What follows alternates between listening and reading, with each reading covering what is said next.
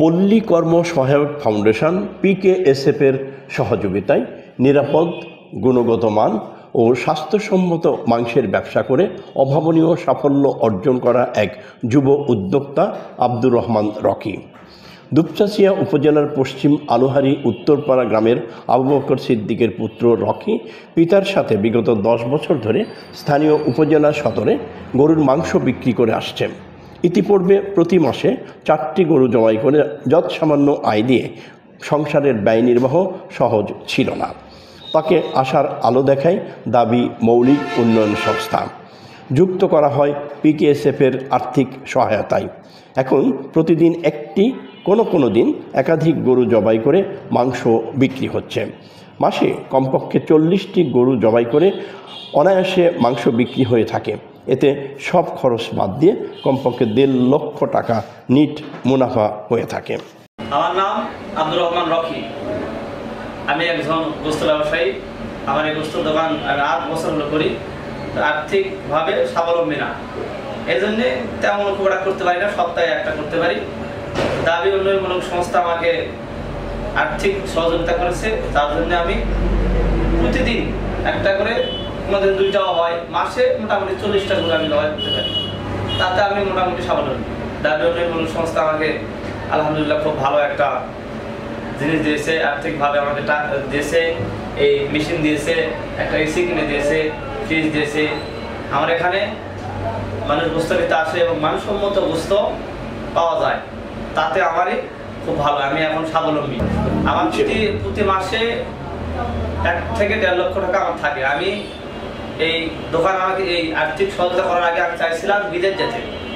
তো এই সহযোগিতা করার পর থেকে আমার ওই বিদেশ যাওয়ার এটা আমি যাইনি না, যে এই দোকানে আমি প্রতিদিন গরু জবাই করি, তাতে আমার খুব ভালো চলে। দাবি উন্নয়ন সংস্থার পরামর্শে আমি প্রতিদিন গরু জবাই করার দোকান এখানে দিই, তাতে মানুষ ভালো গোস্ত পায়।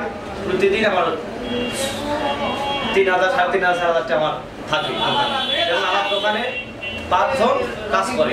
গ্রাহকের চাহিদা মোতাবেক গুণগত মান, স্বাস্থ্যসম্মত ও সাশ্রয়ী মূল্যে মাংস সরবরাহ নিশ্চিত হয়েছে।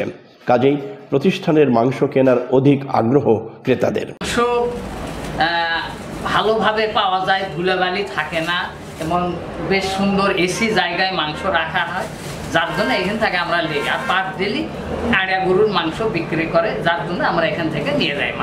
মাংসটা ভালো হয়, মাংসর মান ভালো। এর থেকে 700 টাকা নেই আমরা। দোকানে মাংস কিনি, মান ভালো এবং দামও সাশ্রয়ী। আজকে কতগুলো? আজকে আমি 7.5 কেজি মাংস কিনতে 680 টাকা। রকির মাংসের দোকানে প্রতিদিন কাজ করে 4 জন কর্মচারী। গরু জবাই, মাংস কাটা, ওজন করা তাদের কাজ। এই কাজ করে প্রত্যেকে প্রতিদিন 1000 টাকা করে মজুরি পেয়ে থাকেন। আমি প্রতিদিন এই দোকানত পরিশ্রম কাজ করি এবং এই দোকানের দ্বারাই আমার সংসার এবং সব কিছু চলে। তারপর দোকানের মানসম্মত গোস্ত ভালো পাওয়া যায় এবং সব দিকে আমরা মানুষক সহযোগিতা করি, ভালো দেওয়ার চেষ্টা করি। আমি এটি প্রতিদিন 1000 টাকা দেয়, খাওয়া খরচ ওনাকে, এবং এর উপর দিয়ে আমার সংসারটা ভালোভাবে চলে।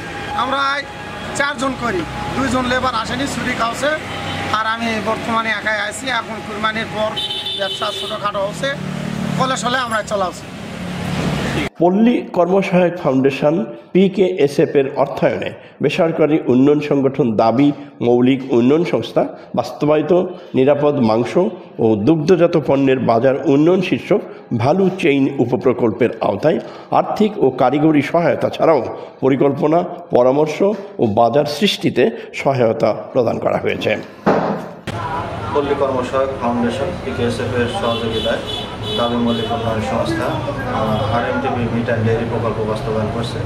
এই প্রকল্পের একটা কার্যক্রম হচ্ছে নিরাপদ মাংসের বাজার উন্নয়ন।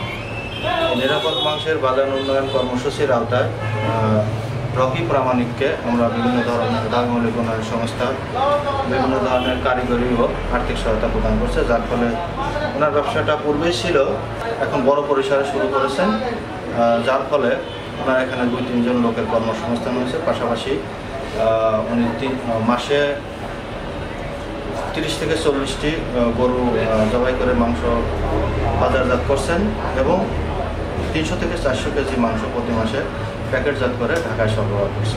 রকির দোকানের গুণগত মানসম্মত মাংস স্থানীয় চাহিদা মিটিয়ে প্রতি সপ্তাহে বিশেষ প্রক্রিয়ায় কমপক্ষে 500 কেজি মাংস প্যাকেটজাত করে নিয়মিত ঢাকায় সরবরাহ করা হয়ে থাকে।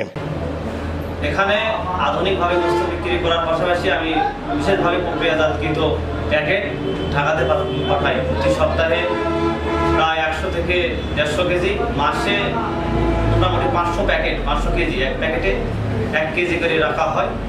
মোটামুটি মাসে 400 থেকে 500 কেজি মাংস ঢাকাতে পাঠানো হয়।